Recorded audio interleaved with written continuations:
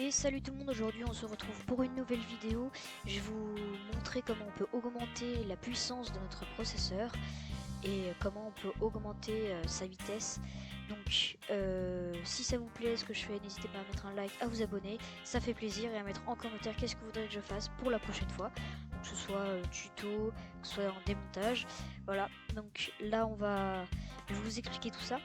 On peut voir que j'ai un processeur Intel i7 4770, 3,40 GHz, et là je suis à 0,99 GHz. Donc on peut voir en fait qu'il n'est pas utilisé à son maximum, et on va même pouvoir dépasser ce maximum. Donc je vous invite à regarder cette vidéo, on va tout de suite commencer. C'est parti. Alors déjà on va aller se rendre dans les options d'alimentation. Donc pour ça on va aller dans panneau de configuration, voilà, panneau de configuration.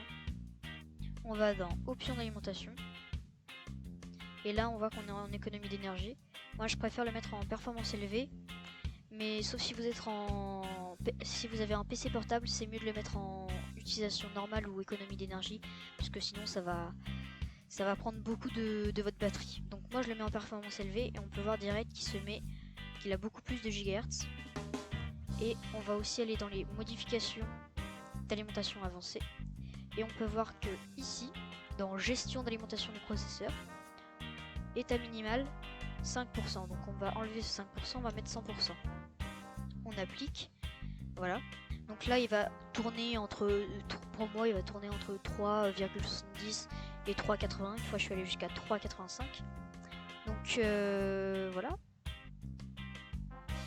On a aussi d'autres petites choses, on a gestion PCI Express, bouton alimentation, paramètres USB, veille, paramètres des cartes sans fil, voilà, état maximal du processeur, affichage, on a tout ça.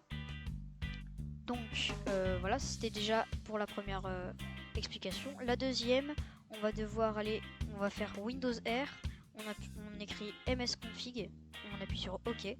Ça va nous donner ceci. Donc déjà on va dans démarrage, on va ouvrir le gestionnaire des tâches. Oula. On va ouvrir le gestionnaire des tâches, et on va voir donc toutes les applications qui sont là. On va enlever ceux qui sont inutiles au démarrage. Donc moi Discord, Epic Games, Fortnite et tout, je n'ai pas besoin de tout ça à l'allumage de mon PC. Donc j'ai juste besoin d'Avast, de CCleaner et de Windows Defender et USB Utility. Donc après on va se rendre sur la configuration du système. Donc on était dans démarrage, on va aller ici dans démarrer. Donc là il y aura votre système d'exploitation, le disque où est stocké les systèmes d'exploitation. Voilà, on va aller dans options avancées. Donc on clique dessus, et là on peut voir en fait ce sera comme ça. Alors hop, ce sera comme ça vous. Et ce que vous allez faire, vous allez cocher nombre de processeurs, et vous allez mettre 8. Alors moi je peux avoir 8 processeurs, donc entre guillemets 8 cerveaux qui travaillent quand je démarre mon ordinateur. Mais vous ce sera peut-être juste 2 ou peut-être juste 4. Mais moi je vais le mettre à 8. Hop. Et on va venir appliquer cette modification. Alors quand vous allez appliquer, ils vont vous demander de redémarrer. C'est mieux de redémarrer, sinon ça va pas vraiment appliquer ce que vous avez mis. Donc moi je vais annuler parce que ça me sert à rien, j'avais déjà fait. Donc ça, voilà. Et maintenant on va aller dans service, et dans service en fait, vous voyez que presque tout est coché. Voilà, tout est coché, et on n'a pas besoin de tout. Alors vous faites le tri, moi j'ai la flemme un peu, mais vous faites le tri, et vous allez voir que vous n'avez pas besoin de tout. Il y a des trucs tactiles, moi je suis sur autre chose, par exemple Easy Anti-Cheat, j'en ai pas besoin. Donc voilà. Et donc c'est la fin de cette vidéo. Donc voilà, donc si ça vous a plu, n'hésitez pas à mettre un like, comme je vous ai dit en début de vidéo.